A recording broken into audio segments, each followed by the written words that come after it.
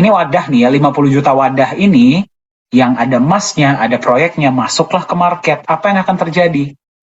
Market ini hanya amplifikasi, memperbesar. Lebih banyak orang yang akan mengetahui tentang Nagaya. Beda dengan kripto-kripto lain yang membutuhkan market. Nagaya cuma butuh market untuk apa? Amplifikasi. Lebih banyak orang tahu, yang pertama. Yang kedua, volume transaksi bisa terjadi lebih banyak dalam sehari. Ya mungkin kalau kripto-kripto lain nggak punya nilai kalau belum masuk market. Kalau Nagaya sudah punya nilai bahkan sebelum di market, karena sudah ada intrinsic value.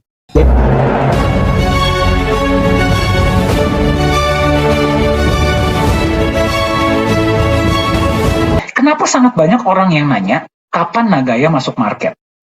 Kenapa itu sangat penting buat mereka? Karena mayoritas kripto lain itu hanya angka, betul? 01, 001, 01, 01. Betul? Sorry, kemana tadi whiteboard saya? Kok hilang? Oke, masih ada. Koin lain itu hanya angka. Yang memberikan nilai kepada angka ini siapa? Pasar.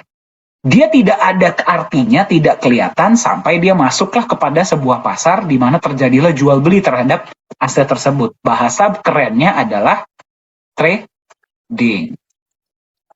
Trading itu apa sih?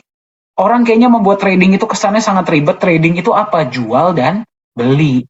Saya beli di harga bawah, saya jual di harga atas. Itu namanya trading. Kalau saya beli di harga atas, saya jual di harga bawah, apa? Trading bukan? Trading, cuman yang trading tidak profesional namanya. Ya, paham ya? Tapi sebenarnya itulah trading. Karena terjadinya jual beli, tawar menawar, itulah kenapa angka ini yang dibikinnya juga murah banget. Angka ini bisa punya nilai karena ada yang memberikan nilai. Siapa yang memberikan nilai? Pasar. Paham ya? Pertanyaannya, kalau pasar ini tiba-tiba tidak ada, kosong, hilang, apakah angka ini punya nilai? Coba. Ya, kita nggak usah ngomongin Nagaya dulu ya. Mayoritas kripto-kripto di luar sana itu adalah angka, betul? Kalau market ini tidak ada, pasar ini tidak ada, trading tidak terjadi, jual beli tidak terjadi, apakah kripto tersebut punya nilai? Coba. Dikirim via chat, coba saya pengen lihat. Punya nilai tidak?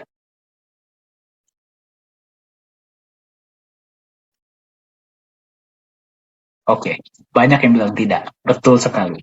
Tidak ada nilai. Bitcoin, kalau tidak ada market, punya nilai tidak? Kenapa? Karena yang memberikan nilai itu adalah orang lain. Karena dia hanya apa? Angka. Walaupun dia jumlahnya terbatas, orang bilang, loh Pak, tapi kan jumlahnya terbatas. Ya kalau jumlahnya terbatas, kalau dia cuma angka doang, ya sama aja, nggak ada nilainya. Betul tidak? Make sense gak sih? Ya? Make sense ya? Pertanyaan saya, emas. Kita ngomong emas sekarang. Gold.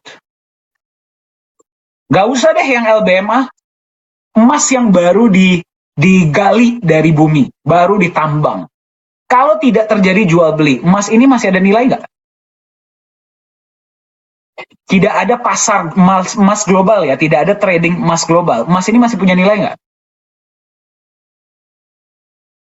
Kenapa? Karena emas punya utilitas. Saya kalau nggak perjualbelikan emas pun, saya masih bisa pakai untuk apa? Bikin perhiasan. Masih bisa pakai buat teknologi, buat listrik, bisa dipakai di makanan. Kalau Bitcoin atau kripto lain? Nah, itu bedanya. Itulah kenapa kripto lain sangat membutuhkan pasar atau market. Nah, sekarang bagaimana dengan Nagaya? Ya, bagaimana dengan Nagaya? Simpelnya begini, saya pakai warna lain. Nagaya ini kita bedakan ya. Ini Nagaya, ini emas, ini proyek. Oke, paham ya? Ya, yang masih belum paham konsep Nagaya, mohon maaf, tolong pelajari dulu konsep Nagaya, karena ini mungkin akan membingungkan. Oke, di sini ada Nagaya, koin ya. Koin Nagaya yang cuman ada 50 juta. Di sini ada emas, di sini ada proyek. 50% dari dana penjualan di ICO diberikan emas dan hasil dari proyek 60%-nya dibagi rata ke 50 juta. pertanyaan saya, ini kita tutup dulu deh. Ya, ini saya hapus dulu deh, sebentar. Ini saya hapus dulu ya. Kita ngomong Nagayanya saja. Oke? Kalau Nagaya tadinya tidak ada emas dan tidak ada proyek, Nagaya akan butuh market tidak? Ya. Ya, Nagaya itu apa sih? Angka juga kan? Itu nggak? Nagaya itu angka juga.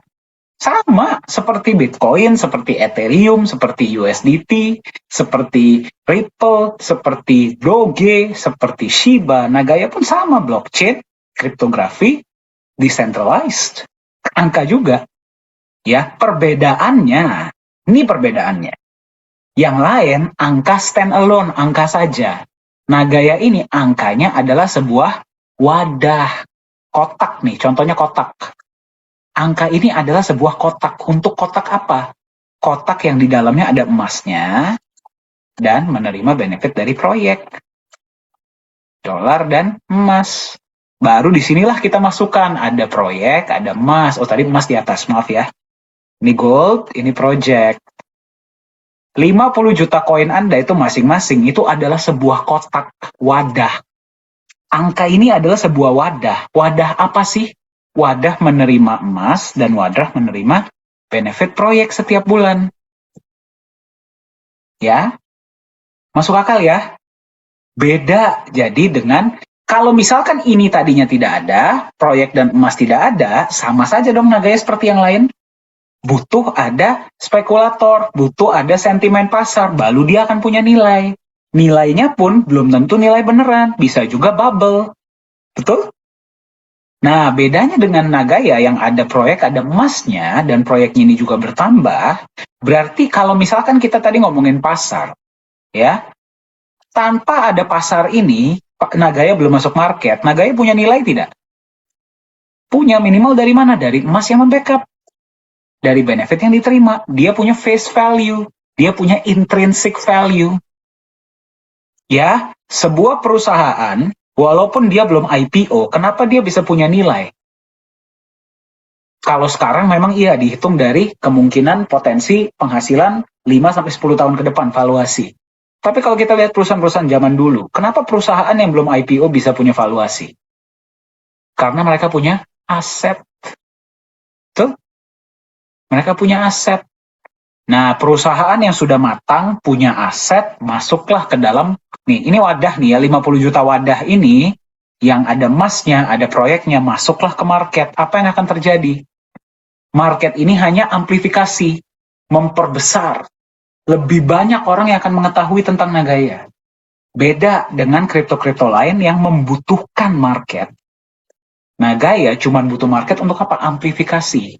Lebih banyak orang tahu, yang pertama. Yang kedua, volume transaksi bisa terjadi lebih banyak dalam sehari. Karena di pasar. Ya, di pasar. Seperti itu. Ya, jadi Anda harus paham dulu sebenarnya fungsi pasar itu apa. Pasar itu hanya mempertemukan penjual dan pembeli. Masalah apa yang akan terjadi di pasar, itu tergantung dari produknya. Produknya itu bagus nggak? Kalau produk itu bagus, walaupun nggak dijual di pasar, dia punya nilai tidak? Punya. Yang paling menggelitik, Pak, menurut yang saya paling pernah dengar, kripto aset itu bukan koin kalau belum masuk market. Itu saya tepok jidat. Ya, itu saya selalu bilang, itulah analogi yang saya selalu gunakan ya. Kalau saya jualan sendal di depan rumah, dan saya belum jual di pasar, apakah berarti sendal itu berubah jadi sepatu? Ya mungkin kalau kripto-kripto lain nggak punya nilai kalau belum masuk market. Kalau Nagaya sudah punya nilai bahkan sebelum di market, karena sudah ada intrinsic value dari emas dan proyek. Ya, jadi apa sebenarnya dampak Nagaya akan masuk market? Yang pertama, akan lebih banyak orang yang mengetahui Nagaya. Itu saja. Yang kedua, volume transaksi sehari mungkin akan terjadi lebih banyak. Ya, peer-to-peer akan terjadi lebih banyak. Tapi apakah berarti Nagaya nggak punya nilai sebelum masuk market? Tidak, bukan itu artinya. Ya, semoga menjawab.